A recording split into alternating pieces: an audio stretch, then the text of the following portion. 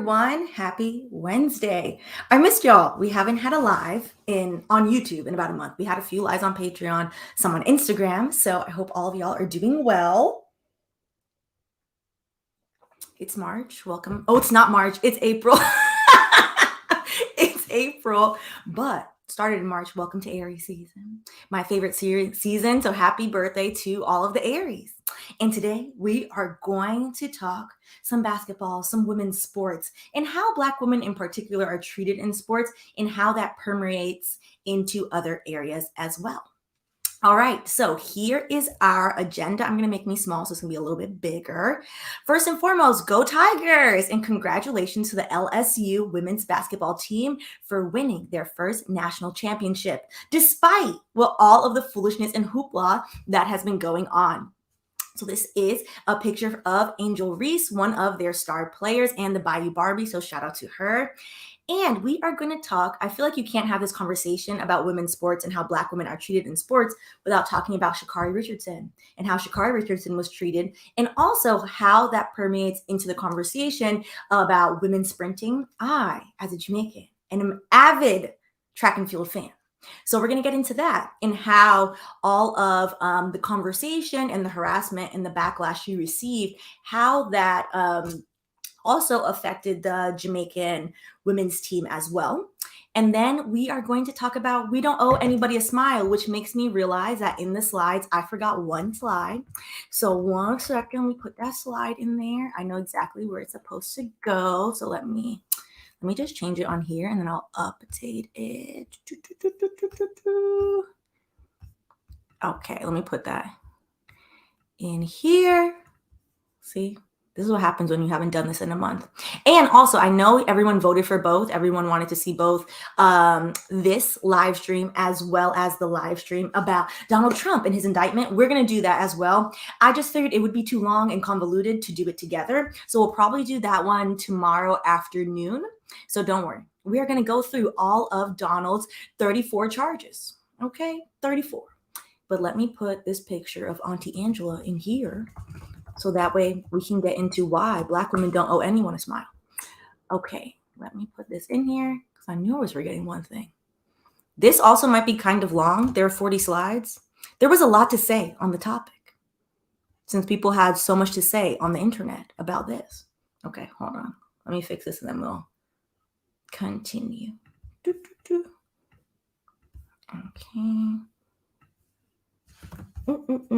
How is y'all's week going? Sorry about that.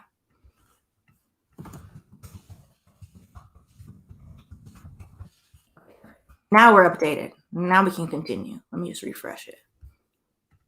Okay. So back to our agenda.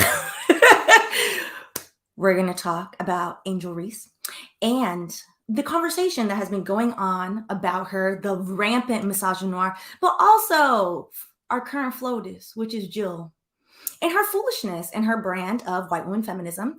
So we are going to speak about that, which I realize that agenda is wrong, but okay. So after we talk about Sha'Carri Richardson, we are going to talk about white woman feminism. I think that's the order it's in. And then about how Black women don't owe anyone a smile. That is one of my least favorite things to hear walking down the street. Smile. Did you tell me a joke? You did not. Leave me be. Leave me be. And then when they go low, I detest the phrase, when they go low, we go high, coined by our forever FLOTUS, Auntie Michelle Obama. And I adore her. And why that phrase is a mess. So we're going to talk about that. And then the things you lose on the road to elitism. Okay, so let's go get into it. All right. So first and foremost, because so much has been said and done, and I feel like it's taking away from the attention that should be received from the national champions, which is the LSU Tigers. So shout out to them and their championship. And no matter what anybody says, particularly people that have never watched a women's basketball game a day in their life, they won fair and square. So shout out to them and congratulations to their whole team. And an honorary mention to the fashions of Coach Kim, because I appreciate a fellow gaudy gal. She looks amazing. So shout out to their coach, who also, the reason why their team partially did so well was the talent of the team, as well as she set up a specific shooting program for the team. So shout out to her. All right, so let's get into this. You might be familiar with the alleged saying from Sojourner Truth, which is, "Ain't I a woman?" Which, from that speech she made, it then came out years later that she didn't exactly say those words. The white woman that transcribed her speech decided to put what she perceived to be an ignorant Southern twang on it, and that is where we get that from. However, that has spurned a lot of conversations, as well as one of my favorite books by Bell Hooks, which is "Ain't I a Woman?" And in Bell Hooks, one of her, I would say, most poignant and famous books, in which she speaks about Black feminism and Black women, and how Black women have specifically and purposely been left out and actually pushed out of the fight for feminism and for women's rights by white women. She goes on to state in part of the book, when feminism acknowledges in one breath that Black women are victimized and in the same breath emphasize their strength, they imply that though Black women are oppressed, they manage to circumvent the damaging impact of oppression by being strong, and that is simply not the case. Usually, when people talk about the strength of Black women, they are referring to the way in which they perceive Black women coping with oppression. They ignore the reality that to be strong in the face of oppression is not the same as overcoming oppression. That endurance is not to be confused with transformation. And I think lots of what we are seeing, particularly with Angel Reese, she is a young star basketball player, is her saying, hey, I'm going to be me. I'm going to be my loud and proud self. I don't care if you like it. And what we should be seeing, and we are seeing people applauding her for that, we're also seeing people play into not only racism and sexism and the misogynoir that Black women play that face, but also the respectability politics of people being like, okay, but a little less is too much for me. And it's not too much. The people saying it's too much don't watch sports. All of this is a normal part of sports. When you win, you should be allowed to gloat in it. That's how sports works. And if you don't watch sports, just say that. And if you just want to be a racist troll on the internet, then just say that. And that is a sad prerogative. So I thought it would be interesting to go through the specific comments on her page before we get into what I thought was part of her interview, which she very well stated how she's been treated and her current stance on it. And these are some of the comments on her page after she helped win her the women's basketball championship. You have Kelly Auger here saying classless. I find that interesting. It's classless to go on the internet and harass a young Black woman that you do not know and will never in your life know. Then you have someone else saying ghetto sportsmanship at the national championship game, which is ironic given that the hands gesture and the way in which Angel showed her competitiveness was also shown by other players as well as the white players as well. But it's interesting. It's ghetto when we do it though. Then you have someone, Sam Sawyer here, acting like Caitlin Clark and hang 30 on y'all. Show some respect. It is always the white fragility of when you lose to Black people, we must still kowtow to you. Baby, you lost. Respect for what? Hello, shake the hand, we're done. That's it. That's exactly how this works. Again, just say you don't watch sports and move about your sad little business. If only she had class, space, exclamation mark. Typing is clearly not this person's forte in life. I got my money on Caitlin Clark 22 trophy or not. She a way better human being than what a display of class. The lack of display of grammar in this is all I need to know. However, that is a little classist and elitist, and this is foolish because his money being on Caitlin Clark, clearly he doesn't know how to bet well. And again, anybody that watches basketball and team sports knows, well, yes, Caitlin Clark did play a wonderful game on her end, scoring 30 points. One person doesn't win games, doesn't win championships. There is no I in team if you ever play team sports. There is a me, though, which ball hogs love to say that. So specifically what Angel then posted from her interview when interviewed sums it up pretty well, which I'm going to show this clip really fast and hopefully doesn't get flagged, but we're going to see. Stop screen.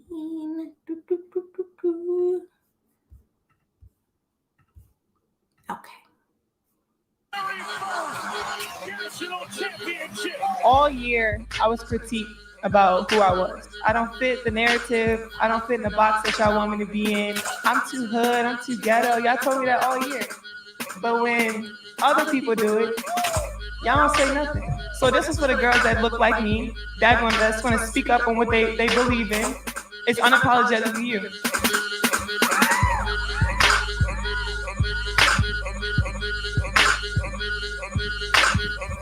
All right, so let's not play this again because I'm sure that sample from the Lil Wayne song might get us in the end, but hopefully not.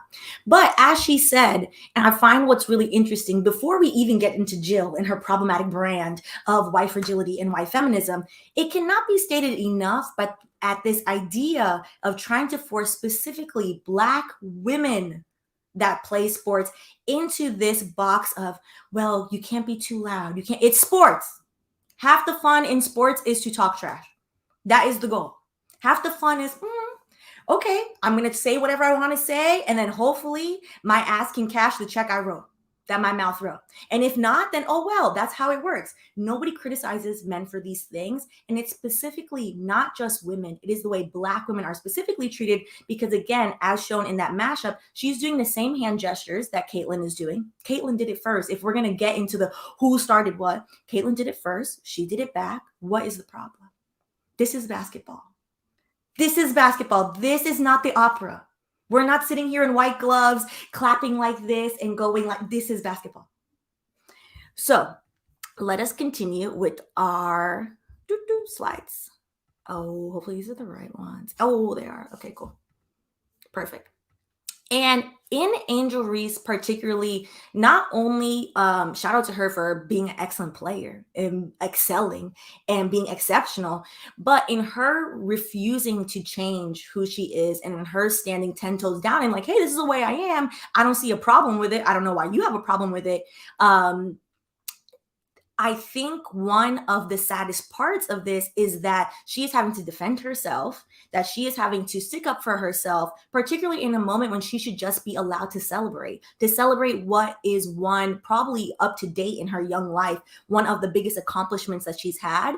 And this is from one of my favorite Instagram pages that I've showed y'all about. The page gets deleted every couple of months because Instagram is very anti-Black. However, it's currently up. So if you want to give him a follow, it's Free Roots Projects 314. And as if one of her quotes from Angel's interview stated, all year I was critiqued about who I was. I'm too hard. I'm too hood. I'm too ghetto. Y'all told me all year. But when other people say it, y'all don't say anything. To which he stated, and as we stand proud and supportive, the tragedy in this is that here we are yet again watching the youth having to take a moment from her personal and team accomplishment in what could be at this point the greatest night of her life to defend herself and shoulder her people. Because not only is Angel defending herself, as she stated, she is defending all Black women. She's defending Black women that are like, yeah, and what? I don't feel that Black women that don't feel the need to code switch, that stand in their own truth and that stand on their own shoulders and don't conform to white supremacy politics in this place. The taxation we pay for success is having to march to the front lines of war for existence. The first thing we have to do when our name is called is defend the right for us and our people to exist. Her youth may not allow her to feel it right now, but I'm exhausted for her. For the higher the pedestal, the bigger the target. And that to me is one of the saddest things about this is that she is having to shoulder all this, take all this on. And where we are, which I would say largely the Black community is supporting her now, but it wasn't just white people calling her ghetto. It wasn't just white people being like, okay, it's enough. It's too much commotion. And that is largely frustrating because how many times we continue to repeat this similar narrative. All right. So this is from The Collectress, another great Instagram account that you should follow. A lot of the hype around Caitlin Clark. Caitlin Clark was a star player for Iowa, and she essentially carries that team. If I was her, I'd be very annoyed with my teammates. A lot of the hype, and Caitlin happens to be a white woman. So that way, if you also don't want to watch college sports, that's totally fine. So that we understand the context of this. A lot of the hype around Caitlin Clark is that people like that she is a white woman getting mass traction in basketball. She's a great player, by the way. Many people who don't know anything about college basketball toss their hat in the ring with hot takes to immediately defend a white woman. And this is the problem, because if you don't know anything about college, about basketball in general, or about sports, or you don't even know anybody that watches sports, to come in and say that the Black player is classless, is this and that, but you don't watch sports is odd behavior, is very weird. And it's not just weird, it is reminiscent of historical boxing fights, track and field, and other sports where we've seen this same racial opposition of athletes. Whenever there is particularly a sporting league where Black people succeed, white people will always flock to see the one exceptional white person they think will unseat Black people. Every time. And honestly, it's not Black people in general. For example, as somebody who loves track and field, the Japanese men's relay team in Tokyo. So this is not Tokyo, in Rio in 2016 did very well. I believe they came in third. People were in shock. People were rooting for them to come in first because people will automatically root against Black people because of global anti-Blackness. It was fascinating. They just want to see anybody but us win. All right. And then continuing on, Angel Reese is a scapegoat for Caitlin's failure to solidify white people's imagined upset of Blackness in basketball. And because white feelings must always be assuaged and validated, Jill Biden decided to invite Iowa to the White House. We'll get over that in a second. An unprecedented, absolutely racially motivated decision. And the last part of this, which I think is like very important, the dehumanization of Blackness won't allow white women to even consider viewing us as representative of womanhood. So they create competition where there should be solidarity. If this, in the words of Jill Biden press secretary who put her foot in her mouth, is about celebrating women, why are Black women not good enough to be the representative for all women? Why does white women have to be the representative for all women? Why are people not excited to see that this is the most viewed game ever in college basketball? This game was viewed more than the NBA finals. Why is that not good enough that the winners of the game happen to be a predominantly Black team? The coach is white. Is that not good enough? All right. And I think what was really interesting, particularly in her post, in the collector's post, you can see as she wrote it, she accidentally wrote Angela instead of Angel because her cousin's name is Angela. And immediately white women in her comments rushed to tell her that she got it wrong. Rushed to tell her that she got it wrong while completely missing the point. Child, people love to tell on themselves with a swiftness. So we cannot have this conversation without having a conversation about the long road of white feminism. And because the American education system is insistent about the Ron DeSantis way of teaching only whiteness and white is right, and none of the awful things, problematic things, or, things that should be redressed about whiteness in this place, I figured a little mini history lesson on the long road of white feminism would be helpful. So this is our current FLOTUS, a one Jill Biden, a very educated, a very wealthy, rich white woman who I would say goes around as a self-appointed ally. And these were her statements. I know we'll have the champions come to the White House. We always do. So we hope LSU will come, she said. But, I'm going to tell Joe, I think Iowa should come too because they played such a good game. Again, if you're unfamiliar with sports, there is no second place in team sports in terms of championships. There's only a winner. There's a winner, and that's it. There are no losers. I mean, you didn't win, but it's just a winner. The only people that matter is the winner. Only the champion ever goes. This is dating back to the 1800s that the champion, it started, I believe, baseball was the first sporting league where it was a big honor to go to the White House, meet the president, maybe the first lady at that time. People were a little backwards then. And this has continued on. It has never happened where the team that did not win was invited. It is the fact that she said, I know that LSU will come, but I want to see Iowa. I want to see this predominantly white team. Girl, what was the reason? Nothing. Nothing was the reason. She should have been quiet. It was her need to show her ass for no reason, quite frankly, and to cause commotion and to assuage what she felt like was the hurt feelings of collective whiteness that their one token basketball player who did very well didn't win. Caitlin seems fine. Caitlin seems unbothered. There is no need for Jill to have gone through this. However, it's not surprising. So This is every white feminist's favorite feminist, Susan B. Anthony. Susan B. Anthony, I find it very irritating that we continue to uplift her in history, that every March, I believe, is Women's History Month, that everyone shows the pictures of people putting flowers on her grave. Susan B. Anthony, Susan B. Anthony. Susan B. Anthony was a staunch racist. And Susan B. Anthony most famously stated, "I will cut off my right arm, this right arm of mine, before I will ever work or demand the ballot for the Negro and not the woman." It is the fact that Susan B. Anthony and most white women of the time and white women continuously today, unfortunately, cannot fathom the idea of someone being Black and a woman. God forbid you are born to be both, and God forbid you are a negress in this place, because to them there is just a Negro, which is a Black man, and there's just a woman, which is a white woman. And if you are neither, you are completely erased from the narrative. And she worked very hard during women's suffrage to ensure that Black men of the time did not get suffrage before white women.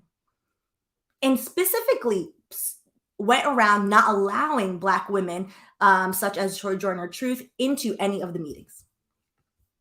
She's also not the only one, in case people think this is a one-off thing. This is Elizabeth Cady Stanton, which I know this is super small, so actually let me move me out of the way because I am gonna lean in because I cannot see. All right. In which she stated in one of her famous lectures, let's call it, "What an insult to the women who have labored," and by women, she means white women. This from 1868. "Women who have labored 30 years for the emancipation of the slave." I find it very comical that she thought white women freed Black people. Child, that is very ahistorical. "Now when he is their political equal, to propose to lift him as in Black men, above their heads.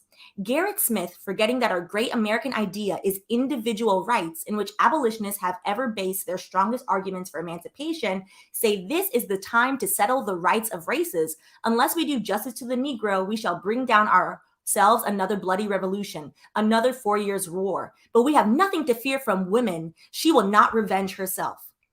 She was so upset at the idea of, oh, hold on, did I move the computer? I was like, where's the top of my head? She was so upset at the idea of having to advocate for white women and Black women, didn't even think about them, and Black men. The idea was never, oh yeah, Black men before. He's like, why can't we just do this together? That she was, in her mind, didn't we do enough for them? It can never be stated enough that emancipation in the United States, in the Caribbean, across South America, and obviously in Haiti, was fought for and fought by mostly the enslaved themselves.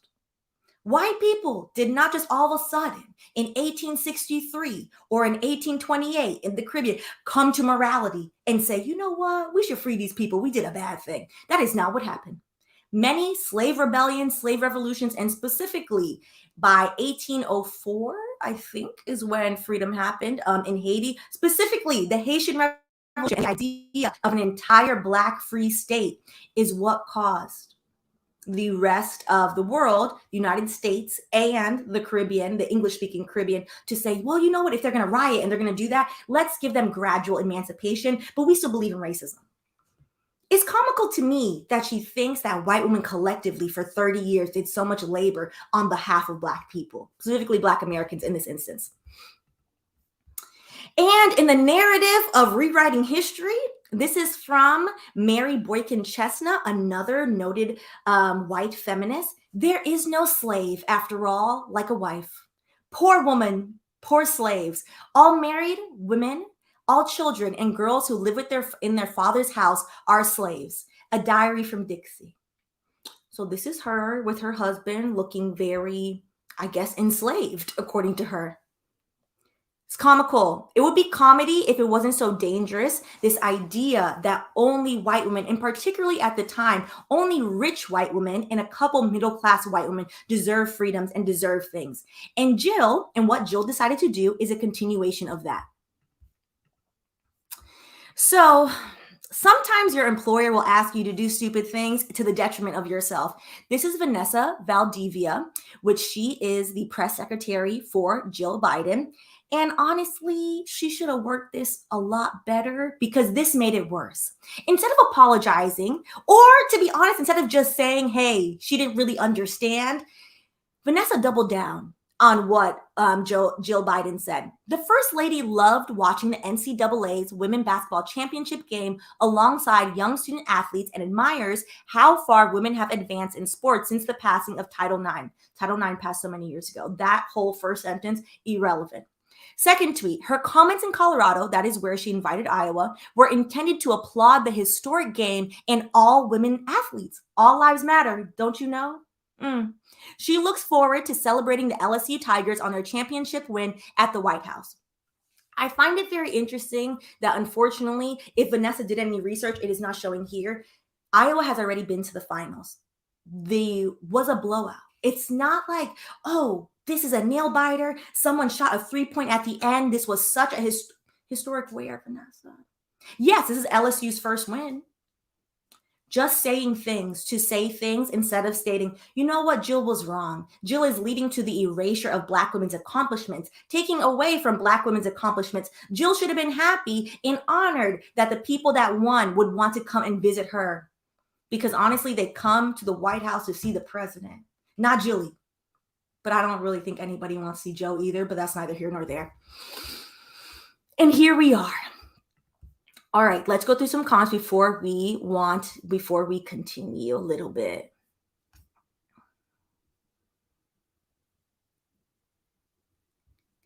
All right.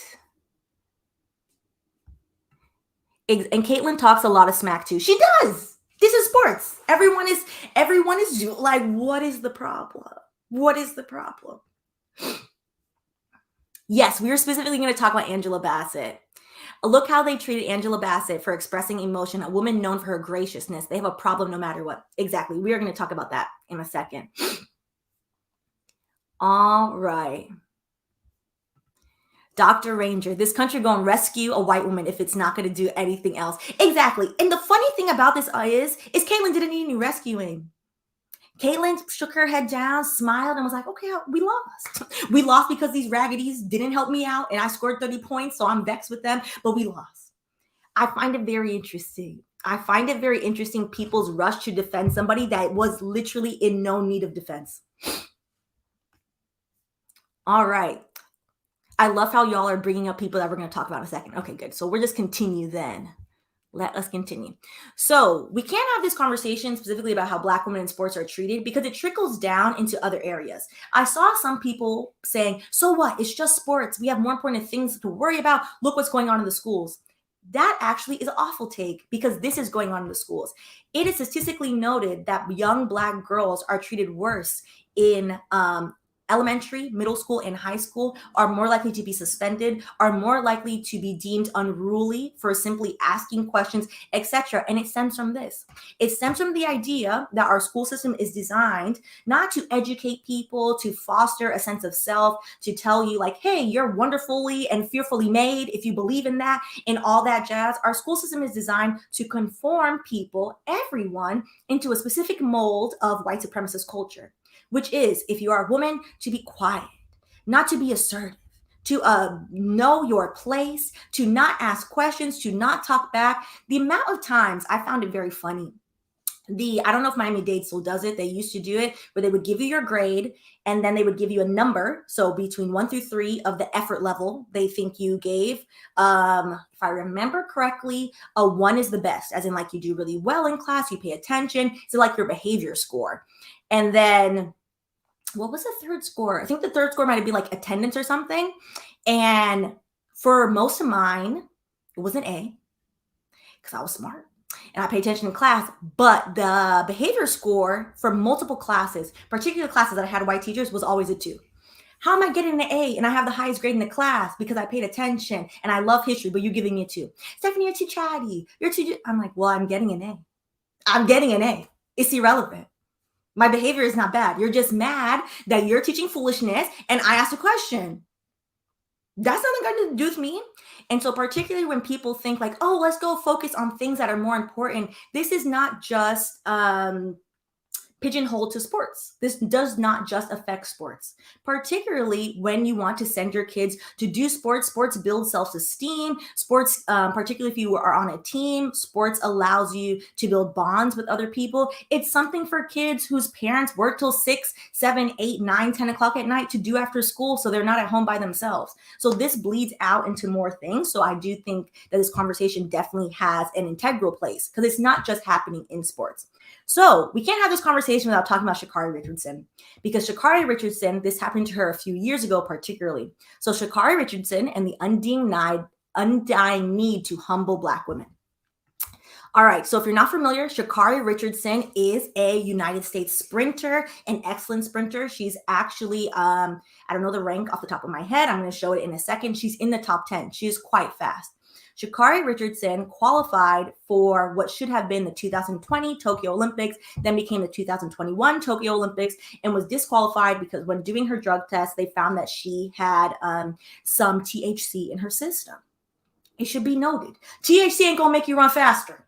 That's not going to happen. Lots of people advocated on her behalf that she was grieving. Her biological mother had unfortunately passed away very recently. She was very young, that they should give her another chance, to which there was so much pushback against people that she was loud, that she was ghetto, that she was too hood, that she was uncouthless, and it spurred a giant divide. And I am always curious about this because the internet is never the full story of things, but it spurred a seeming divide in the diaspora between Black Americans and Jamaicans specifically. Because Sha'Carri and the Jamaican team, but mostly Sha'Carri for what it's worth at this point, got into, some heated, some very much normal back and forth shit talking. And I have a male example of this where nobody batted an eye when the two of them did it. But they spurred into this huge thing of whether or not Sha'Carri Richardson was deserving of going to the Tokyo Olympics because she had broken this rule. Mind you, in the state that she was in, I do believe THC was legal, if I remember correctly, and it was very interesting. And what was more interesting during this time is the way that even after she had her comeback, she took some time off. Again, her biological mother had passed away. She's going through a hard time. She took some time and she came back, in all of the articles that documented her comeback, instead of focusing on who won the races, they only focused on the fact that Sha'Carri lost, which their initial and insistent need to humble Sha'Carri throughout the years has been flabbergasting. It should be noted, and obviously y'all already know this because you're on this channel, that I'm very Jamaican. I'm proudly a yardie every day. And so also staunchly what's left of Pan-Africanism. And with this, in the diaspora conversation, what was lost and what was really, I think, missed by a lot of people who, again, do not watch sports. It is very normal for people to say foolishness to each other. It is not abnormal for people to say, I'm going to whoop you, watch me on the track, blah, blah, blah. And also, you say all these things. Can you run? Jamaica has a very strong running program. We don't have much. It's a tiny little island of less than 3 million people. But one thing we can do, we can run. We can run. And it created what would have been and what should have been a very healthy rivalry that has been going on for many years between the U.S. Track team and the Jamaican track team. We've had a rivalry as long as I can remember, and I've always enjoyed it. It's very fun. And also, one of the biggest sadnesses in the fake diaspora war that I think largely was fueled by the media, yes, she did like a few xenophobic tweets. She did. And honestly, we're not living in huts, so I'm not business, to be truthful. And if you talk to most Jamaicans really wanted her to go to Tokyo to run because they wanted to see who would win. If you're into sports and you're competitive, it's like, okay, cool. Let's chat and let's run because I want to see who's winning the 100 meters. So this is when she came back. It should be noted, Elaine Thompson Herrah. Shout out to Elaine Thompson Herrah. Sha'Carri, in their first race, I believe Sha'Carri won in the qualifier. And then Elaine's time over the years has beat Sha'Carri. And then she has, the last time they ran against each other, Elaine won as well. However, it is very disgusting that the New York Times on Sha'Carri's first race against Elaine Thompson Herrah, as well as Shelly and Fraser, who is also another Jamaican track hero as well, that instead of posting and making the article, because I looked up what the writers wrote about Elaine Thompson Herrah's win and Shelly Ann also winning second. I think they did first, second. What is the title of the article? Sha'Carri Richardson finishes last to return to the track. Why is it titled this way? Racing the first time since a drug test kept her out of the Tokyo Olympics, Richardson and the rest of the field were no match for Elaine Thompson Herrah of Jamaica. Elaine won. It should have stated, Elaine Thompson Herrah wins. And then maybe you could have put it afterwards if you wanted the title to be that way. It is whiteness's collective whiteness. Insistence on humbling Sha'Carri while simultaneously not even giving Elaine anything. They're like, oh yeah, celebrate a Black woman. We're not going to do that. We're going to humble Sha'Carri and also like, bye. Third world over there. Bye to Huno. And that is what honestly about the whole thing pissed me off the most. So this is who wrote the article, Matt Futurman and Taylor Minsberg. I think it's Talia Minsberg. And in it, it states, we're not going to go through the whole article, but I thought this was interesting. Sha'Carri Richardson sent a message before she returned to the track on Saturday, August 21st. She wrote alongside a video she posted on Instagram this week, and I'm not playing nice. They're trying to frame it as if Sha'Carri is instigating something. That is normal. If you are running track, you better believe in yourself, babes. You better believe in yourself because it is, unless you're running the relay, the 100 meters is individual. It's individual. So, of course, you should big up yourself because how else are you going to run down the field? I'm confused. I'm very confused. And then I thought it would be interesting. And I was like, let me give this person the benefit of the doubt, but I want to see what are these other articles and how did she, because this is a white woman, particularly cover this Iowa, LSU, and this debacle. This would have been a great chance to say, hey, look at the misogynoir going on in this. Why would Jill Biden reach out to and state that she wanted Iowa there? But that is not to be found. So as you can see here from the most recent articles, April 3rd, this is not a moment in women's basketball, it's momentum. That article is very much all women matter. That's very much how that article is reading. Let me move me. Then you have April 2nd, Clark. So again, Clark is the star player from Iowa. Clark lets a technical for a fourth foul, making a comeback against LSU much tougher. Lots of coverage of Clark. I don't see Angel anywhere up in here. Caitlin Clark and Angel Reese say they're not cocky, but they are very confident. Okay. Angel Reese, Caitlin Clark in the WNBA's Talent Conundrum. Caitlin Clark in Iowa delivered toppling upset of South Carolina and Final Four. Lots of articles just about Caitlin Clark by herself. And the only time Angel Reese gets an article is when she's mentioned with Caitlin Clark. It is April 5th. She could have wrote an article about, oh, this is a commotion. Why did Jill suggest this? This is unprecedented. Where'd the article there? I just think it's really interesting that people will stand 10 toes down and be like, I'm not a racist. I don't participate in racism. And completely with their whole chest uplift only whiteness and specifically erase any type of Black achievement. I just think it's interesting. And to note, for the people that clown Sha'Carri is number 6 in the world in terms of records. Marion Jones is still on here, which I find interesting because I'm a huge track and field fan. So when Marion Jones unfortunately got tested for doping back in, I think the early 2000s, late 90s, broke my heart. I was so sad. So you have Sha'Carri Richardson here at number 6, 10.72 seconds. Most of the people critiquing Sha'Carri cannot even run 100 meters in 15 seconds. Let's be serious. Marion Jones, Carmelita Jeter of the U.S. Then you have Shelly Ann Fraser Pryce of Jamaica. Elaine Thompson Herrah at 10.61 seconds. And then the great FloJo here at 10.49 seconds from 1988. Even FloJo, in her insistence to be herself, to wear her nails the way she wanted, to wear her wonderful 80s wear and be stylish, people came at FloJo and continue to come at FloJo's legacy. We'll see in the upcoming year if Elaine can beat FloJo's record. She is the only person to have gotten this close. We'll see what happens. And with this, one of the saddest things that occurred, as I stated before, with the intense media scrutiny and the media harassment and the individual people harassment of Sha'Carri Richardson was the complete sidelining of the achievements of Elaine Thompson Herrah.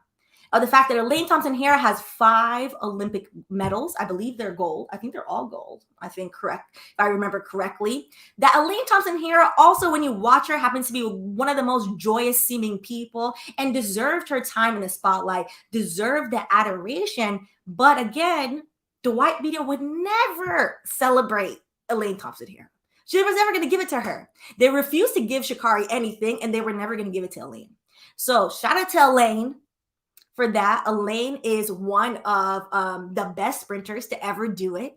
And I adore watching Elaine run because I've gotten to watch them run in person.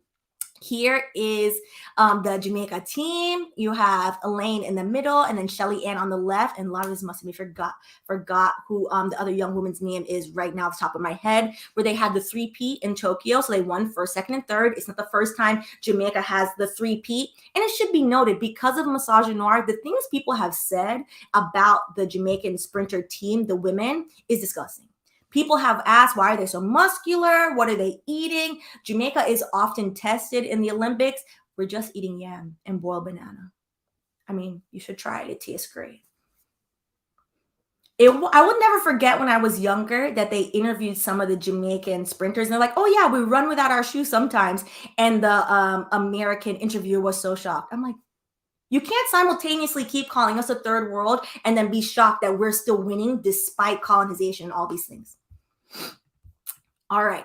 And then, because I think it's not widely enough known as well, shout out to Shelly Ann Fraser Pryce, who was at one point the fastest woman in the world. She is a mother. She's currently 36. At the time when she won, I believe, second, and she won first the time before that, in the Olympics, she was 34 years old. The average sprinter is in their 20s. These are women competing at the highest levels in their 30s, and that should be commended. And also, her baby is real cute.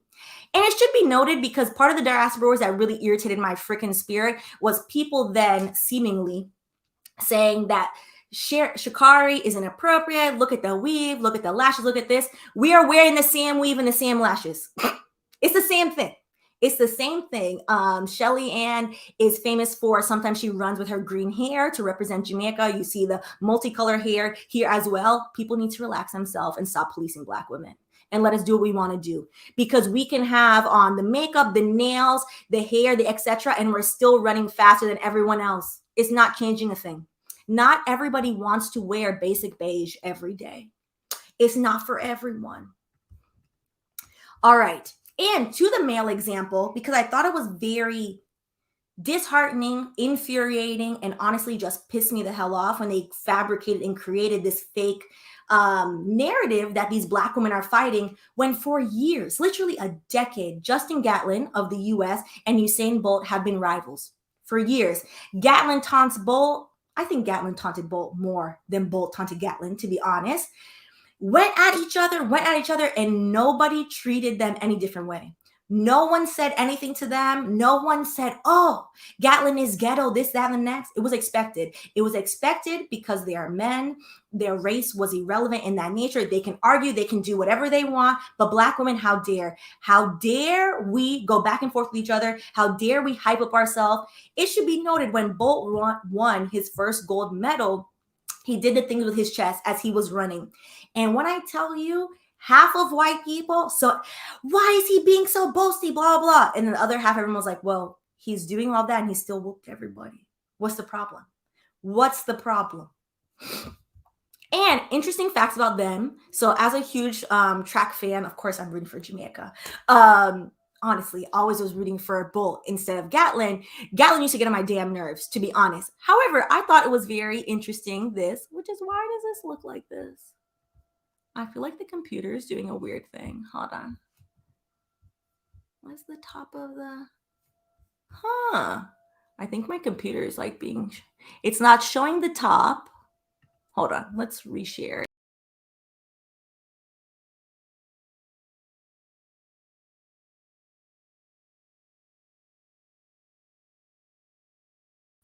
Hold on. Sorry.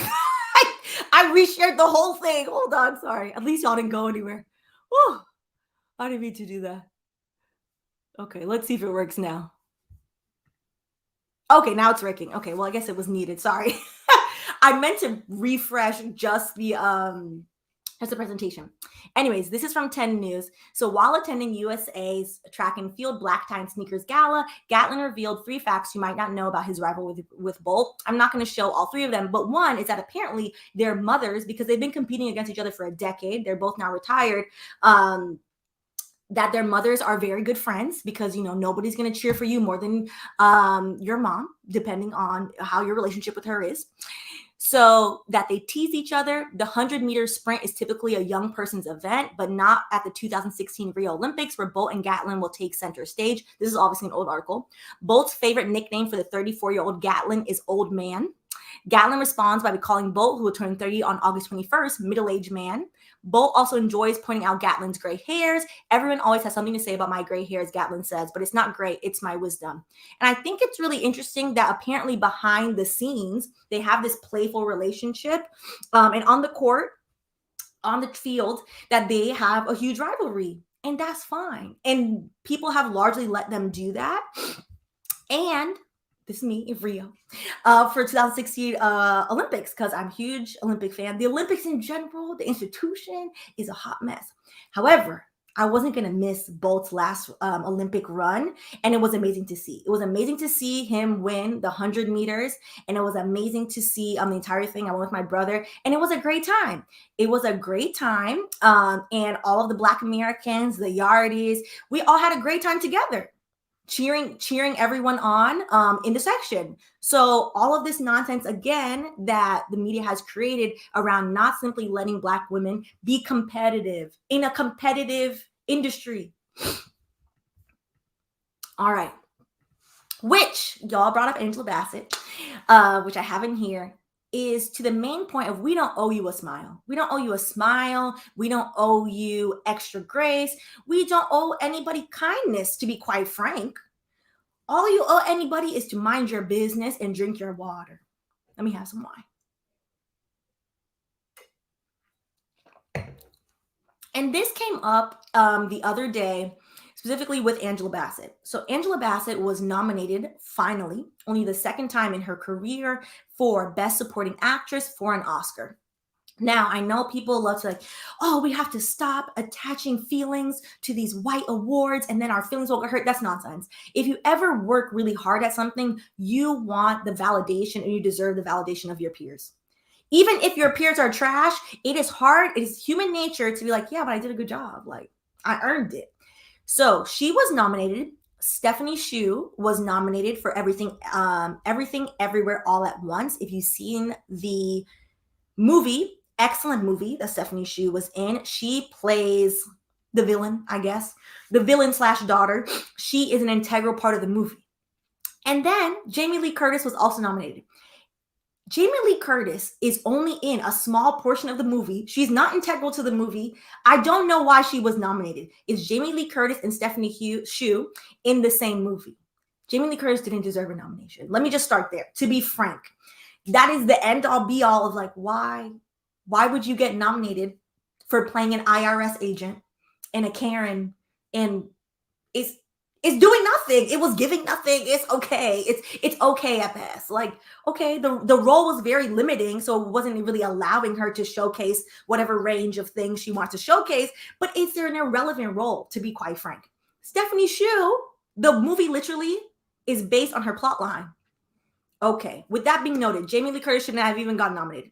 Now, Jamie Lee Curtis, in the end, all of you have already seen it, she wins over both Angela Bassett, who did an excellent job in Black Panther, despite the fact that, yes, unfortunately, the Oscars, because their class is egregious, do not view Marvel movies, specifically superhero movies, as movies deserving of the highest award, even though they gross the most money, and as of late have meant a lot to people.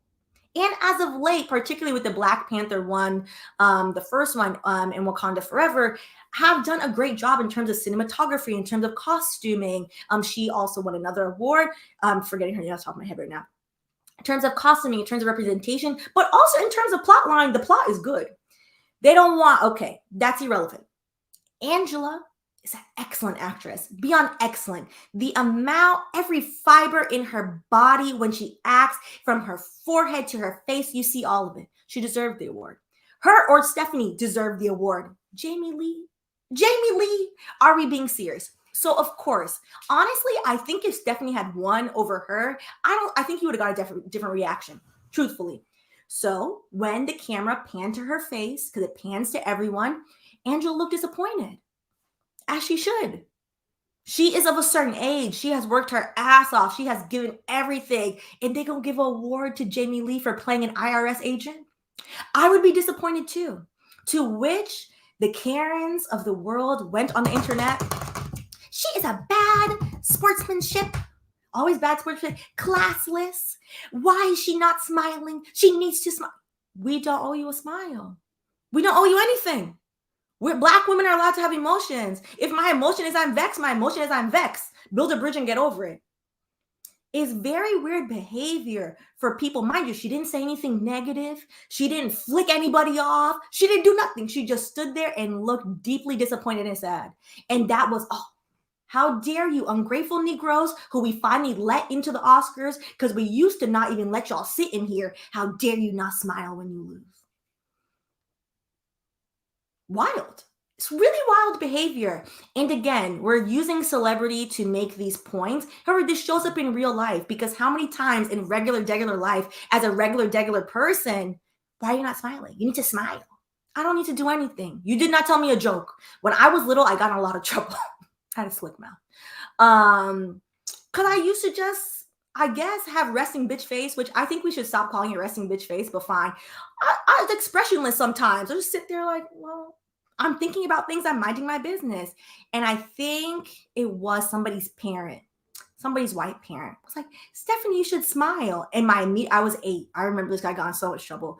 Was, why? You didn't tell me a joke. To which they told my mom. And then I got into why was I being feisty? And I was like, I was just answering the question. I didn't see anything funny. I didn't see any need to be like, don't you think that that's creepy if I'm just, it's giving, maybe I have murderous intent if I'm just smiley for no damn reason. And it goes back to the fact that because we live in a white supremacist, patriarchal, racist culture, that all of the things demanded from Black women are much more than anyone else. Because again, if Jamie Lee Curtis had lost, and if she looked disappointed, which if she looked disappointed, I would have been flabbergasted. Like, ma'am, you thought you were going to win? Which is why she looked surprised. I don't think she thought she was going to win, to be frank. Nobody would say anything. People would be like, oh, she's had her whole career. I suppose it's like her last big run to be in a very cool, very well-produced movie that is Oscar. The movie is Oscar worthy. She, and her performance, not so much. No, I find it flabbergasting. I find it very flabbergasting. And again, to take it to the youth, this trickles down to how Black girls are specifically treated in schools. There's now so much data and statistics that Black women are the most educated demographic in the United States. And that has come at a large cost to Black women. It has come at a cost of, okay, I guess I have to smile and fix my face and constantly, figure out how to cajole to fit into this most likely predominantly white space so people leave me the F alone. The constant, okay, all right, happy hour. Let's go to this. Let me waste my money to go fake have happy hour with you after work because I won't get the promotion if I don't do it. And now I done spent $50 on happy hour because you're cheap and y'all didn't pay for it. It wasn't a company event and I still don't get the promotion. But that's okay. Let me just keep doing this. No, you're going to hit a wall. You're going to hit a wall of annoyance of, well, I'm just not smiling and I'm not coming to the mother effing happy hour anymore. And you saw that a lot in studies done during the pandemic where 99% of Black respondents said, yeah, I don't ever want to go in the office. Work from home is great. Work from home is aggression free. It's free of your freaking nonsense. It's free of everything. And I can sit in my house and actually smile because I'm happy about sitting in my house instead of trying to kiki with you over nonsense because you're trying to be nosy and get up into my business. All right.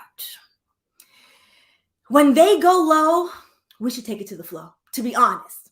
So our favorite auntie and forever FLOTUS, who I am a big fan of Michelle Obama, to be honest. Reading Becoming was like reading a book that I thought was written to me, for me, solely. And I hated when she said this. I hated when she made this statement. This was when Hillary was running against Donald Trump. During her speech, Obama said, when someone is cruel or acts like a bully, you don't stoop to their level. No, our motto is when they go low, we go high. And when I tell you, collective whiteness ran with that shit. When they go low, we go high. And I'm like, you is they. You are they. If you are aggressing me, and babes, we're about to find out if I even have it in me to go high, because I don't. I have it in me to walk away, but I don't have it in me to go high. Yes, but she looks so good in that purple. That's why I took this picture. Auntie Michelle has great fashions. Great fashions. I love it. I love it. And particularly with this statement, the statement was intended well, but the statement has been abused so much from when she made the statement of, okay, just suffer it. Take that racism, take that sexism, take that misogynoir and hold it in. Hold it in and, be the better person. Kill them with kindness. Kill them with kindness is a way to kill yourself, truthfully.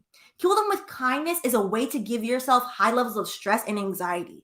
The idea that somehow you're just going to keep nicing up somebody till they stop being racist is wild. It is a wild concept. I have always thought, what? No, I'm not going to kill anybody, but you're going to know these are my expectations. These are my boundaries. This is what's happening, because I'm not going to keep being nice to you and you think that you're just going to get over on me every time, because that's all that does. It sets you up to be an emotional doormat for people. So recently, because she's marketing her new book as well, Auntie Michelle has decided to amend this statement, and I'm glad. And I wanted to go on record that she has amended this statement, because we and everybody who believes in respectability politics needs to throw that statement in the trash. For me, going high is not losing the urgency or the passion or the rage, especially when you are justified in it. Going high means finding the purpose in your rage. Rage without reason, without a plan, without direction is just more rage. And we've been living in a lot of rage. She added, no, I don't agree with all of it, but she added that going low is unsustainable and explained, if going low worked, we do it. It might be a quick fix, but it doesn't fix anything over the long term. I would submit that all of the historical slave rebellions, particularly the Haitian Revolution, for example, and is an example of, Brethren, I asked you to treat me with decency. I asked for my freedom. I told you, no, I don't like that you are doing this. I don't feel the need to be enslaved to you. I am not answering you. I have tried running away to the mountains. I have tried doing everything. And honey, we're going to go low. We're going to go very low, and I'm going to hold on to that rage, and I'm going to bottle it up, and we're going to have a 13-year revolution. I'm just saying, going low doesn't have to be quick. I have strategically in my past corporate career, when people have pissed me the hell off and been extremely rude and tried and attempted to dehumanize me, I'm like, oh, noted, noted. And then what happened? I just used to build files on people, to be honest. You trying to mess with another attorney is always comical to me. And every racist I ever worked with, I had a file on them. And every time they said or wrote, particularly the writing, a racist thing to me, it would go in the file. It would go in the file. I'm like, we're going to continue to go low. We're going to continue to go low. And when I quit, I would send the file.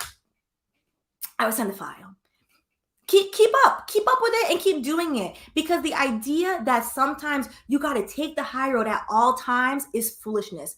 Sometimes you got to fight dirt with dirt. And I would submit most of the times you do. You have to show people what your boundaries are, because if anything else, they will treat you with whatever ill intent they have in their mind, quite frankly.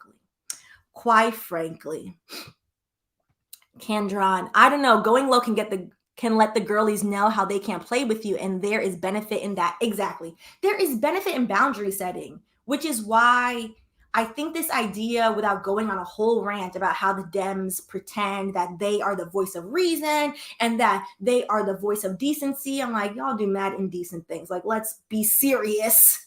We need a third party. But anyways, we won't go down that. Is setting up people to think that if you are somebody with good morals, if you are somebody that cares about working class people, if you are somebody that is poor, that you care about the poor, etc., that you should just accept some rich person marauding over you. And that's not the truth. That's not the truth.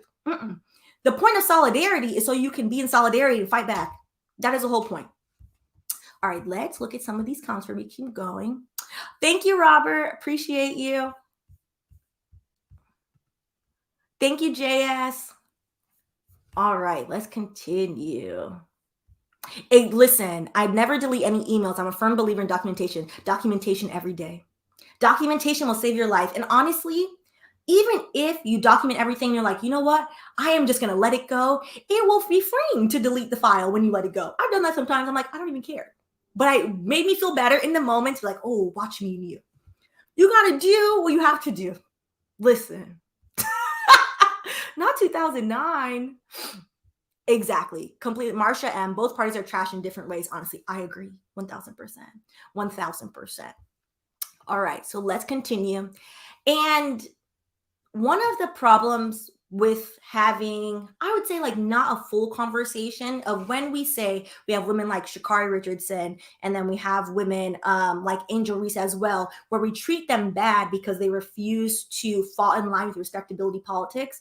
The other side of that is this assumption that if you fall in line with respectability politics, you will get treated well. And that's not the truth either. You still go get treated bad.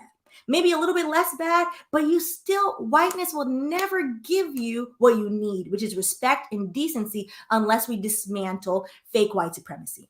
I don't know how we got to the point where we just call it white supremacy as if it's supreme. It's not real. It's in their mind. It is not a real thing in terms of this is a fact. No, they believe it and they've made laws about it. However, it is not a fact that, oh yeah, this is the better way.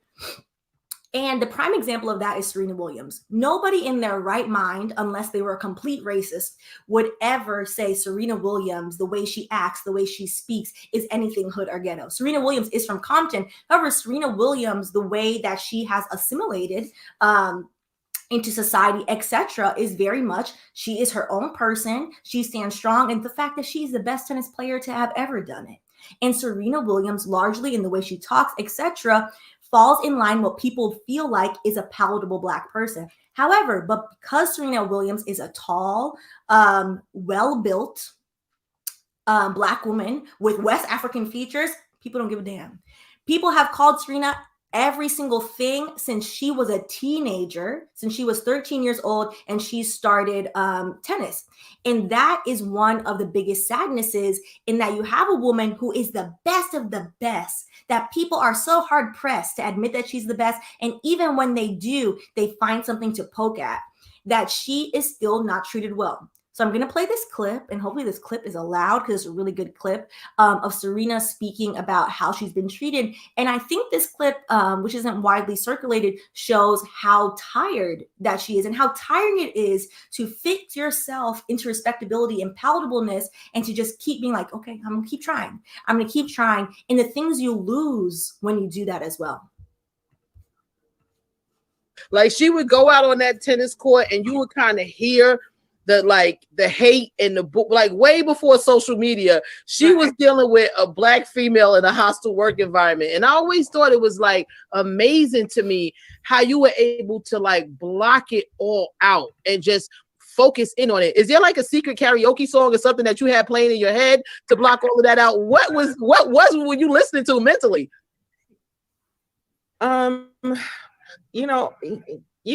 It's just something I had to grow used to, which is shouldn't be normal, right? But it was had to be normal for me, was to realize that people weren't going to root for me in the beginning because I was different and I looked different. And I remember even when my sister was playing, I could tell when she would win points and when she would lose, because the crowd would be really loud if she lost a point, and then there would be almost silence if she won the game or the point. So that's how I would kind of follow her matches, because sometimes I would be getting ready for mine before.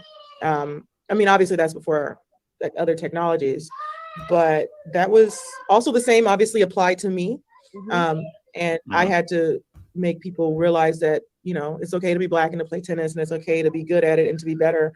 And that's kind of something I had to lean into myself and realize that it wasn't me. It wasn't anything to do with me. It was just that I had to force people to see me because of my game and let my game do the speaking. And I had to be comfortable with that. And thankfully my parents were so pro and so awesome and so pro-Black is what I mean. And they really taught us from a young age that we're going to face different things that other people aren't going to face. And we were okay with that because we knew that we were prepared for that. The clip honestly makes me really sad. I think particularly a few things in that Serena says herself, first of all, she looks so tired. She looks so tired to be doing this for the amount of years that she has, to be, again, as Tony put it so great, the best athlete ever. Serena, nobody has the athleticism of Serena Williams, male or female, non-binary. Nobody has the athleticism of Serena Williams, period. Nobody has the longevity of Serena. LeBron is getting close, but nobody has the longevity of Serena Williams. To be doing it all these years under that type of scrutiny simply because she is a Black woman. And the thing that she stated that I thought was really poignant is that she knows I should be allowed to just play the game, but I can't. Like, this is not normal, but I've had to learn to figure out how to deal with this, despite the fact that her parents raised her to be a very proud Black woman. And I think that to me is very heartbreaking, in that we think we can teach our kids, teach our siblings, teach younger people, like, hey, if you're proud of your Blackness, then nothing is going to bother you. No, it's still going to bother you. If you live in a white supremacist place, it doesn't matter how pro-Black you are. If someone is still throwing eggs at you for no reason, you're still going to feel it. Regardless if you know there's nothing wrong with me, there's nothing wrong with the way I look, there's nothing wrong with the way I dress, I'm fine no matter if I speak in AAVE, in Patois, in Creole, or if I want to speak like I went to Oxford. There's nothing wrong with me regardless. I'm Black and I'm proud. That doesn't change the fact that we live in a white supremacist place, which is why that clip, to be honest, hopefully it lets me stay up. It's from Sirius. Is very heartbreaking, and it can never be stated enough times. And honestly, I don't think people paid enough attention to it, in that when she gave birth to her daughter, the doctors did not believe her that she was in pain, that I believe she might have had a pulmonary embolism. I'm not sure what exactly is the medical term, what she had, in that if medical professionals who are paid very well, their racism is so ingrained and they're so dedicated to doing it, do not believe the most celebrated, the most beloved athlete in the entire world, what happens to regular Black people? And I've said this before, what happens to regular Black women? And I still have yet to watch the documentary. I think it's called Heartbeat, because I'm terrified of watching it because I've seen the statistics. The statistics are that Black women die at disproportionate rates for giving birth in this country. Rates that are worse than countries that are allegedly the third world. And that is due to racism. And racism, again, unconscious bias my ass, is very conscious. Is it very conscious? All right.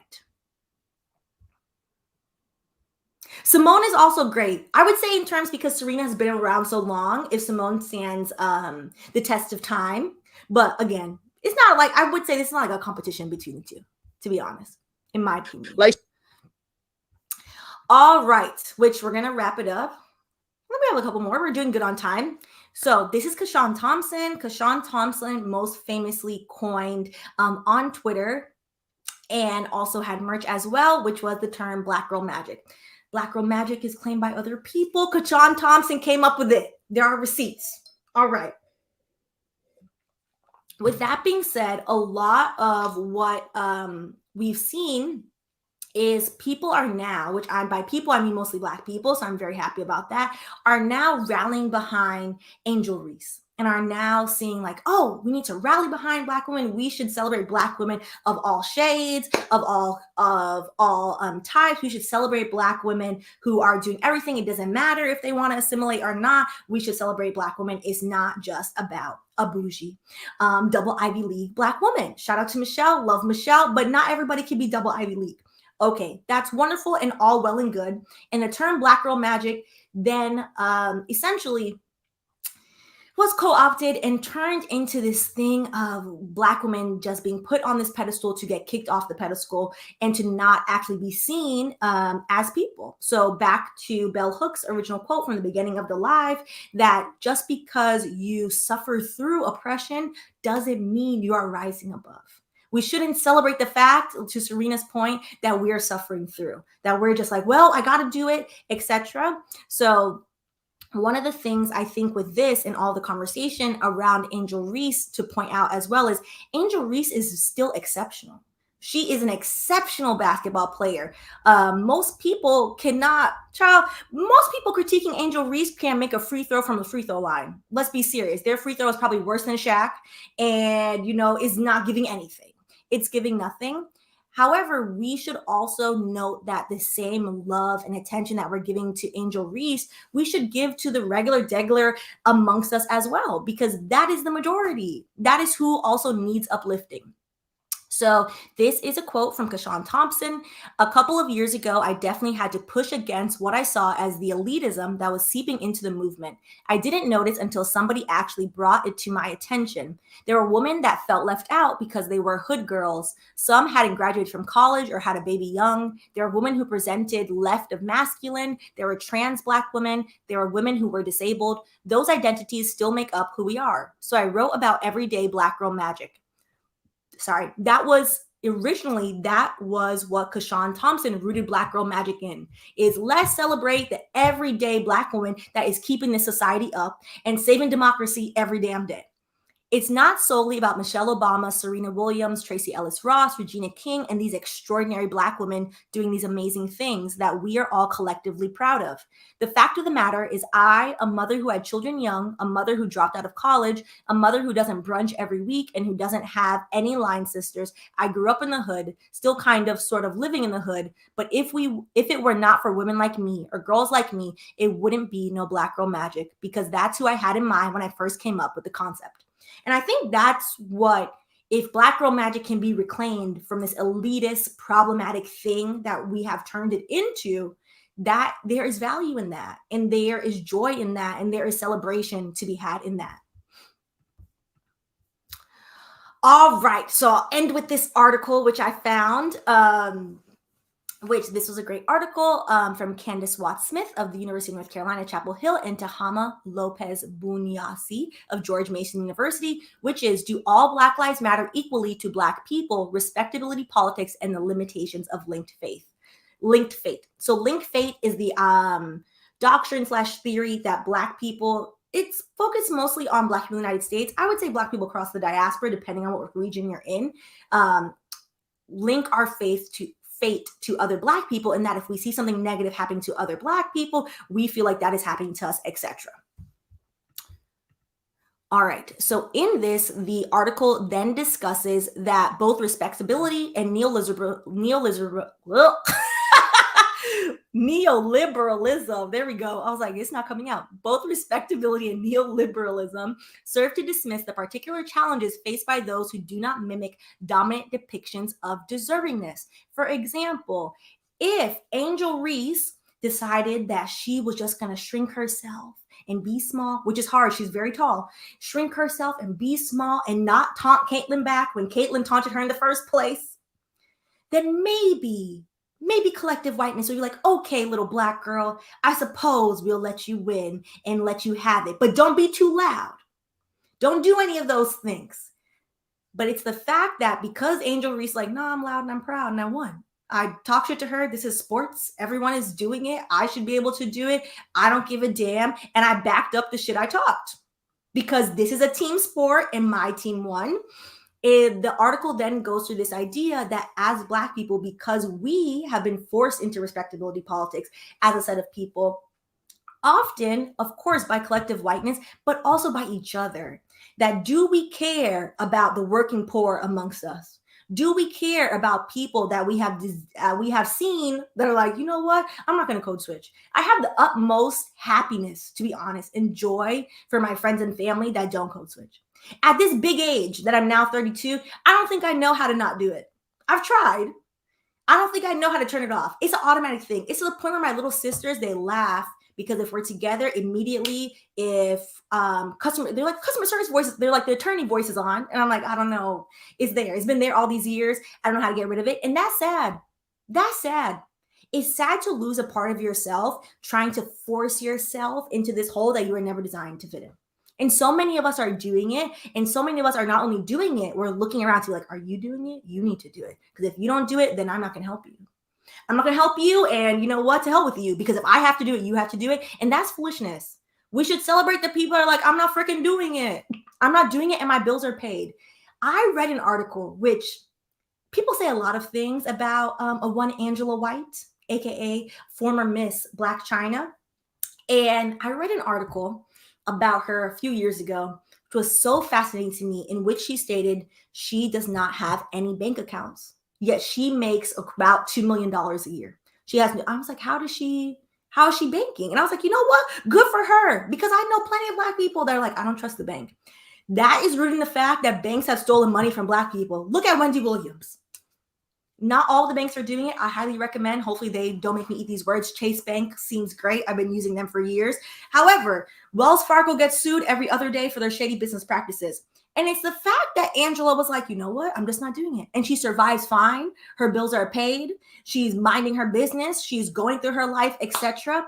And it's really fascinating to me that I think more of us need to see we don't have to do things in this way that eats away at us. There are other ways. There are people living their own best Black life like, well, you know what? I am doing it. I'm not doing it. I'm not telling you not to use the bank. Everyone should use the bank, to be honest, because there's FDIC insurance there as a lawyer. However, as the example, I thought it was very interesting. All right, so in their findings, so they went through the findings to see how Black people across different socioeconomic classes feel about other Black people. And the results were very interesting. So to summarize, we find that though linked fate enhances the likelihood that Blacks embrace marginalized group members, there are limits.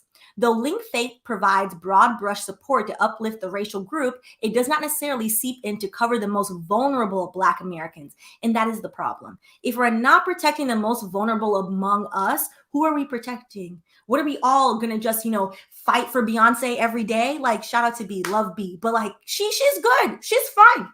We should probably fight for our neighbor, particularly if you're hood adjacent like me. Our results reveal that respectability politics leads Black people to disengage from supporting Blacks who have been marginalized. Specifically, we find that relying on individualist rather than structural explanations of racial inequality, believing that Blacks ought to place a high value on a traditional Black family structure and acquiesce to practices of racial profiling in the name of the law. There are plenty of Black people who are largely conservative that will say it straight in their face, well, if you didn't do anything, why did you run? Because I'm afraid. Knees to chest. I'm afraid. I ran. I am afraid, so I ran. Like, why are you asking me this stupid question? I wasn't trying to find out what they wanted. I ran fast. They wasn't going to catch me. I see Joe the policeman at Dunkin' Donuts on the corner every Monday. I knew he wasn't going to catch me, so I ran. I don't know what to tell you. And there are people that largely because they have internalized racism and they believe with their whole chest that if they follow respectability politics and the golden brick road of that, whiteness will leave them alone and a good life will have them. And it's just simply not true. Are there exceptions to that? Of course. It works for a few people, I suppose. But overwhelmingly, as somebody who, again, was a lawyer who made a good 6-figure salary and worked in tech for many years, the student loans is not paid off. I've paid off half of them. It's still not paid off. People treat me with a modicum of decency sometimes. Yes, it depends. Until I open my mouth. It depends on the situation. Nappy does not make white people happy in any context. Truthfully. So continuing on. And serve as countervailing forces to linked faith. Taken together, let me move me so I can see y'all. Taken together, where are we? We find that even in the Black Lives Matter era, those who are doubly or triply subjected in American society may still have difficulty and experience relief within their communities. And specifically, the article is doing it again. The computer. Specifically, the article is talking about Black women as people that are doubly subjected to marginalization. So again, taking the patriarchal white supremacist structure of our caste system in America, it's Black men, then you have Black women. And then in terms of the way they did the study, then they looked at people's sexuality. So then you have the LGBTQ plus community as well, which now we're compounding things. You could be LGBTQ plus, I'm going to say it slow, and a Black woman. And then, are you a refugee? I've said this a million times. All refugees are immigrants and all immigrants are refugees. Current refugees, Black refugees in America, we've seen what happens and people want to forget, but we saw what happened just 2 years ago on the border with the Haitian refugees, which is unprecedented. All of a sudden, ICE is out there on horses and whips as if they are on a plantation, whipping people who are simply trying to get to safety. That's not happening to anybody else. That's not happening to anybody else, because then you have the intersection also of socioeconomic status. If you're a refugee, you are below the poverty line. If you are living under the poverty line in the United States as a Black American person, the poverty line is forcibly very low. If you are on fixed income, as some of my older neighbors I've seen because they've been starting to evict them, very low fixed income, and to even qualify for poverty in this place, that means you have less than $15,000 a year. Less than $30,000 is poverty, but they make the arbitrary line. Wild. It's very wild. And as Black people of all socioeconomic statuses, but particularly as middle class, I don't know if I'm middle class anymore. I got my lawyer salary. As middle class, child, there's barely any upper middle class Black people. They don't even... It barely exists, which is why when people are like, Black people are, I'm like, Black people's social mobility is very limited. Like, let's keep it a buck. As working class, most Black people are working class. The idea that if we hold everyone to this, okay, well, at least you need to code switch. There are still people arguing with others that it is inappropriate to go into work. What is it doing? Sorry.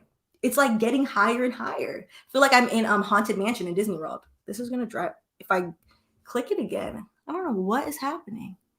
That are in Disney. What was I saying? See now. Oh, there are people that are insistent that if you code switch, this will happen to you. We need to start teaching Gen Z to code switch. They need to stop. No, we don't. No, we don't. We need to fix the systems that are forcing people to do these things and have forced people to do these things all these years. That's what we need to do. Okay, now it's working. So weird. I wanted to share something on here is acting very strange. But I think that was the end. Oh, okay. I have one more thing. And then we'll go through the comments and I'll let y'all go. I don't know what's going on. Okay, it's working. Okay, perfect. Which brings me to the last point, which is the things you lose on the road to elitism, which we talked about a little bit. And we talked about on Patreon 2 weeks ago, which is Black people's very complicated relationship to work. In that, to be constantly gaslit and told, you guys are lazy, you're doing this, that, and next, but to literally be doing labor for all these hundreds of years, and to continuously now, where it is a normal saying, it is, we have internalized it, we have accepted it, we repeat it back in so much Black media of work twice as hard to get half as much. Well, I would like to work the same. Hell, I would like to work less. I'm a little bit tired. I do now, so to be honest. But why? The things that you lose on the road to elitism is not just your time. It is your quality of life. Of, okay, I'm just going to keep this grind up and I'm just going to keep doing this. When data has shown that Black people, unfortunately, you keep all these things up, our health is declining, etc. Because holding in racism all day, it doesn't. What do we think is happening? The fact that I think I'm going to get this wrong, the exact number, but somebody will correct me, so that's okay. I think it is 70% of Black women by the age of 35 will have fibroids or know somebody who has had fibroids is astonishing. And we talked about this in the Perm live stream where we talked about that the lawsuit that is going on against L'Oreal and the various perm companies, and that they have done very little research because we are so acutely affected by ourselves. They're like, well, sorry about y'all. Sorry about y'all over there. I would be sure, to be honest, that the levels of constant stress to constantly internalize and live in this place are contributing to that. And the fact that most Black neighborhoods are purposely in food deserts.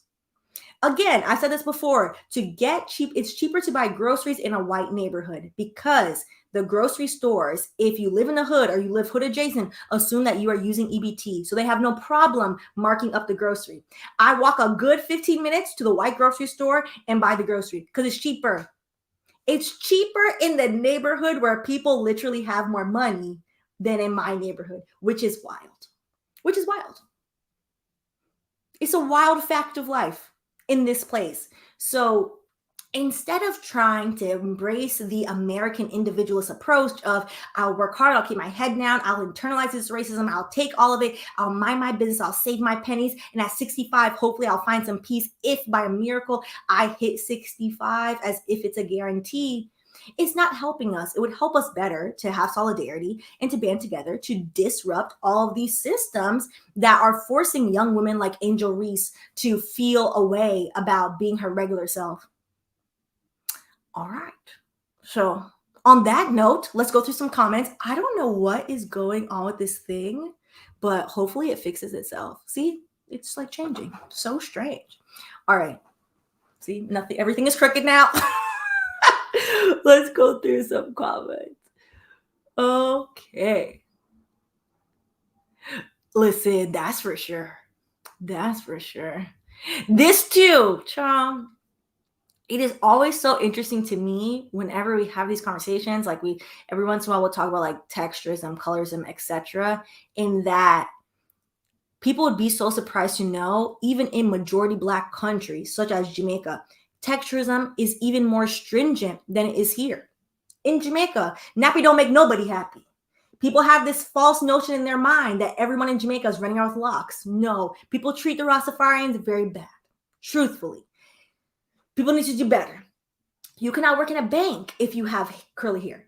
Your hair has to be straightened or your hair has to be pulled back. Is not, we have and are often surveilling each other, which is sad. Which is sad.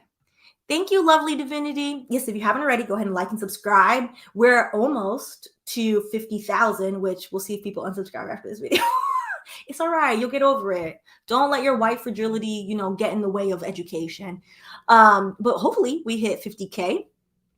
And that note, Courtney, in order for capitalism to function properly, the losers have to keep losing. That's why the grocery prices are so high in your neighborhood. Yep. Y'all have to lose in order for them to win. Exactly. Capitalism is an awful system. It is an awful system that literally purposely forces people into poverty. I would say nobody, maybe one person. Nobody is in poverty willy-nilly because they feel like it. People are in forced poverty. I need to watch her video. I saw that they posted that. I need to watch that. Yes. Okay. I try to fight these prejudices with my hair every day. I don't care what anyone says about my hair. Yes. I love that for you. Don't care what they say about it. It's not on their head. It's not on their head. It's none of their damn business.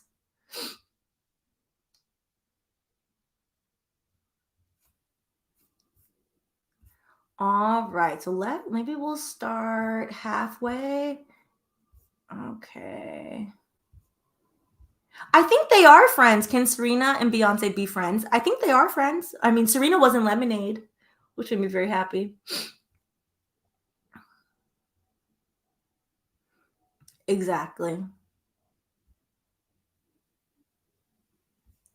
Okay, I just worked the nerve to watch Heartbeat. I need to do it. I'm terrified, to be honest. This is my top 2 biggest fears in life. Which I think I've said this before, but when I was born here in New York, raised in Miami, when I was born, there's umbilical cord. It was mine. My umbilical cord was wrapped around my neck, so I almost died. I obviously have no recollection of this, but it was I think she was a Bahamian nurse that saved me because the doctor didn't know what was wrong. Like the heartbeat was just dropping. My mom was freaking out. My dad was freaking out. My grandma was freaking out. My grandma was on them like white on rice. They tried to ban her from the hospital jokingly, and she was like, "Yeah, all right." But the Caribbean nurse, the Bahamian nurse that saved me, she had to turn me around so that I would be born. And I have unfortunately just seen so many horror stories with people, specifically with Black women when they give birth. And I'm just I'm terrified. I'm very terrified of the entire endeavor, truthfully.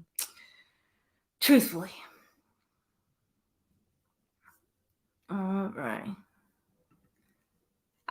Dr. Ranger, I hate that so many people have co-opted Black Girl Magic. I only buy her merch. Yes, buy from CaShawn Thompson.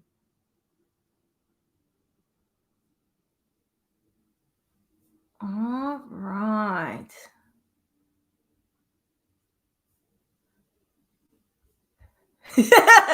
Listen, Jace. I don't know why it wasn't coming out. It wasn't coming out.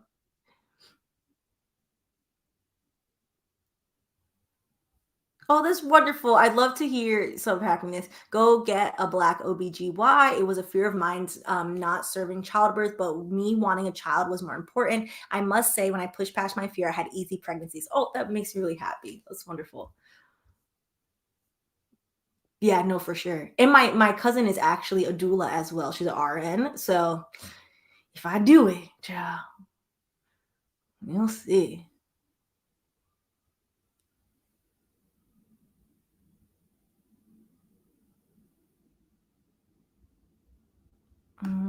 Right.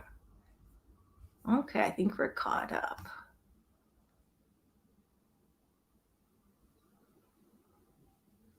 All right, I think we're caught up. Yes, I agree. I think this is a problem. Same situation with me. I think the OBGYNs in this country need to be taught in midwifery as well as obstetrics. Child. The language is not going to work right now. Obstetrics, since we're at the end. I agree. They know they need to learn. Like, listen, people went for many years without all of this. We got a holistic. I want a holistic knowledge of everything if we're gonna do this show. So, whew.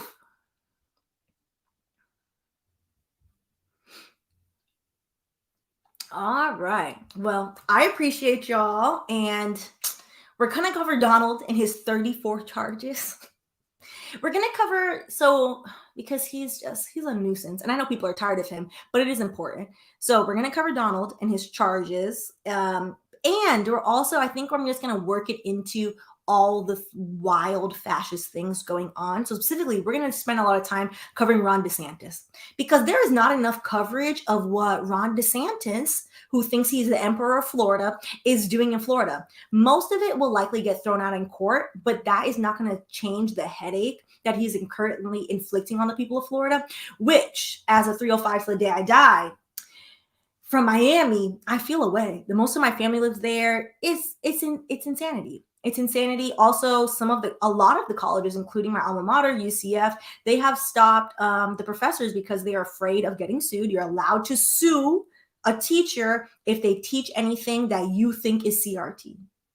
That's not how that works. So sociology department is teaching no classes on race this year, which is wild. I said this, I think, was I on TikTok? You know, every blue moon I get on the TikTok. I think I put it on like TikTok or something. So we're going to cover that. And then we're going to cover, I'm forgetting the state, I believe it is Tennessee. It's Tennessee or Kentucky, where they removed 3 Democrat representatives because they were advocating on behalf of their constituents for some actual gun laws. So we're going to cover all that together under the guise of Donald. So yes. So we will do that tomorrow. I'm thinking maybe in the afternoon, if y'all want to have lunch with me. I won't eat. I won't eat at that time. So yeah, so I think we'll do that. All right. Well, I appreciate y'all. Tennessee, thank you. Okay, in Tennessee. I appreciate y'all, and I will see y'all tomorrow. If there are any other topics that y'all want to talk about, let me know. And yeah, we're going to get back into the content. I know last month was a mess. So we are full steam ahead for the month of April. So awesome. Appreciate y'all. Y'all have a wonderful evening. I hope you have a wonderful dinner. Bye.